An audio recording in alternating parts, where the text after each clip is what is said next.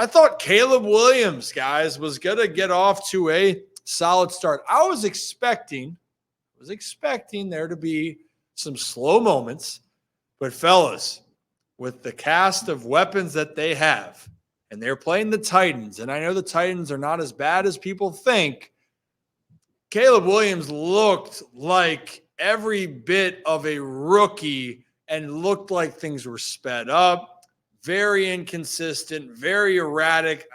The Maryland native here, it's a rough go for him. 14 of 29, 48% completion percentage, 93 yards, no touchdowns, no interceptions, averaged 3.2 yards a pass.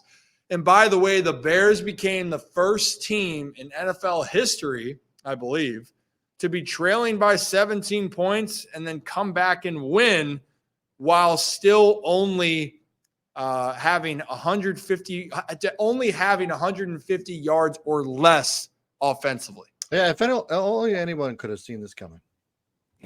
Man, Brad is just so happy about all of this. So this leads into this discussion. I think that Caleb Williams, it is way too early to make some judgments on the quarterback. But I think that we were very quickly reminded that rookie quarterbacks are still rookies and that Caleb Williams has a lot to still work through at the NFL level, and especially in this division. They go to Houston next week.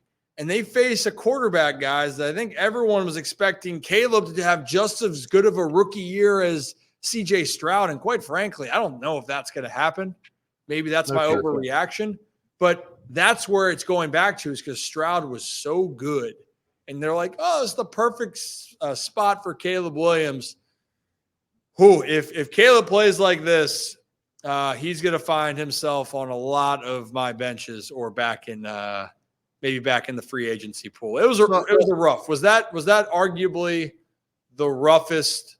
That was the roughest of the starting rookie quarterbacks. Yes. I would say so. It was Bo Nix. I think Bo Nix was bad. Like that was. I'd go Bo Nix. You would go Bo Nix over Caleb Williams. Yeah, Bo Nix faced a tougher defense, though, in my opinion. And they played on the road there in Seattle. The one thing I'll say, a positive for Caleb Williams, he didn't make any boneheaded, quote unquote, mistakes, right? Like not completely boneheaded, like the Will Levis shovel pass, which really ended up being the difference in the game. Tried to go down instead of just taking the sack, threw it up there for an easy pick six. Caleb didn't make enough plays at all, but he wasn't.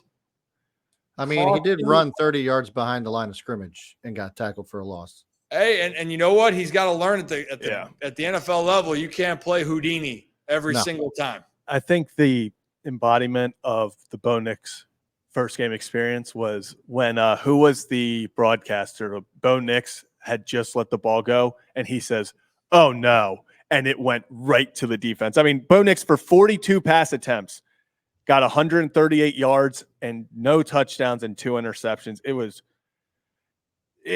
brutal to watch. That one was it was all screens. It was all very short passes. It didn't look like there was anything being cooked up offensively. Like Sean Payton, I don't know what's going on in Denver, but this is not one of those games where I look back and I'm going, yeah, Bo Nix is the answer in Denver. With Caleb Williams, they found a way to win.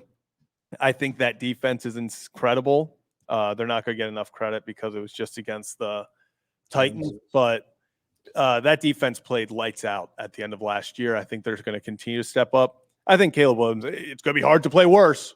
Like, I mean, when you say there's only up from here, I don't think we really envisioned Caleb Williams ever having a single game under 100 passing yards, but we'll see what happens. I was trying to pull up the clip of Mike Golic talking about the preseason with Caleb Williams. I think I saw on Inside the NFL, Bill Belichick was saying how inconsistent Caleb Williams was in the preseason. Like, he was not as impressed. And for Caleb, the one thing I want to note here, his longest completion was 13 yards yesterday. Bo Nix had one for 25. Bo Nix, at least in his defense, I think that Bo, as it goes on for all rookie quarterbacks, you can see that the light can be on the end of the tunnel. He showed moments where he could make plays, extend plays. You're going to have to trust it a little bit more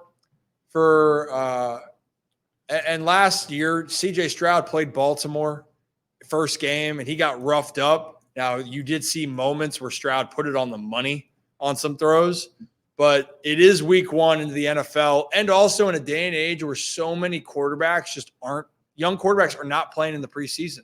They sat Caleb the last preseason game, correct? Yeah. And they sat in the first preseason game. Mm-hmm. And the Hall of Fame game. They had an extra opportunity, right, to be able to get some more action with their guys, and they chose not to. You need your rookies to play. I think that's why Kansas City also gets it. They want to continue to have their guys play. I got the Golic clip if you want me to play it. Yeah, if you can play what Mike Golic is talking about, that'd be great. Get to the new guys from this weekend, though. We had the 3 rookies make their starting debut this weekend, and Caleb Williams, Jaden Daniels, and Bo Nix. And it was about what you would expect from rookie quarterbacks across the board. Caleb Williams, the only one that gets the win because the rest of his team bowed up and made plays against the Tennessee Titans. Bo Nix goes out there and throws the ball the most, 26 of 42 for 138 yards and 0 touchdowns. 2 interceptions in this game, and Jaden Daniels puts up the most gaudy numbers. So, Dad, let's start with Caleb Williams. That game probably the most exciting in terms of the back and forth. The Titans got out to an early lead before the Bears defense came out there and took advantage of Will Levis's mistakes. What did you make of the number 1 overall pick in Caleb Williams and his performance? I think everybody got ahead of their skis on him, talking about how good he looked. He looked good at times. No doubt about it, but he also had some missteps, which he's a rookie. It's going to happen. But I think the expectation just kept building and building because he made a couple of plays in preseason when there's such a difference of preseason to the regular season. And so I think the ceiling was set too high for him. And CJ Stroud has something to do with that. The way CJ played last year, you can say some rookie quarterbacks are going to stand out, and everybody thought, and I kept saying about the weapons they put around him, that's going to aid him, but he looked like a rookie quarterback. He looked like the game was a little bit fast for him. He looked shook out there. Of the 3 rookies, listen, way too much was put on Bo Nix. Way too much. And even Sean Payton said, we have got to be able to run the ball. We cannot have our rookie throwing the ball 42 times. I remember when Ben Roethlisberger was a rookie, they were at their best when he was throwing 18, 17, 18, 19, 20 times. You have a rookie throwing 42 times, that's a bad recipe. A bad recipe. Jaden Daniels looked the most comfortable, certainly running the ball, but in passing the ball as well. And Caleb, again, I think too much was put on him in his debut. I think it was just overstated too much for him. So there it was. I think that is a fair assessment. And even, they even explained the whole Bo Nix, but I think it's all about that. They expected him to come in and be the savior. And honestly, he did. The team that actually, or the players that did the saving was the Chicago Bears special teams and the Chicago Bears defense. That Bears defense. It's the only reason they won that game. It is. It is exactly the only reason, and it's not getting easier. I think the Texans is going to be a tough matchup. I think that's a Sunday night game for week 2. I think Houston is good. They should be favored. I think the Chicago Bears defense is good. And now there's news. Roma Dunze is getting an MRI, their first-round wide receiver, getting an MRI on his knee, got rolled up at the end of a play he was blocking on. So things to monitor there in Chicago. It is not all great in the Windy City. So it's always context, ladies and gentlemen. And for rookies, not the stigma that all these rookies are going to hit the ground running, that is a hard thing to do, specifically quarterbacks. At the NFL, I don't care what type of prospect you're supposed to be. Yeah, one last thing I'll say to this is that, like, as much as I joke around, I don't know if Caleb Williams is going to be an absolute bust, but I feel like Caleb Williams can live in that space as far as quarterback rankings go as a Trevor Lawrence. And that's what he reminds me a lot of. Trevor Lawrence was also very hyped, never lost a football game until he came into the NFL. And so that's the hype surrounding around Trevor Lawrence, and then the reality set in about, oh yeah, this is the NFL where the best players in the world play.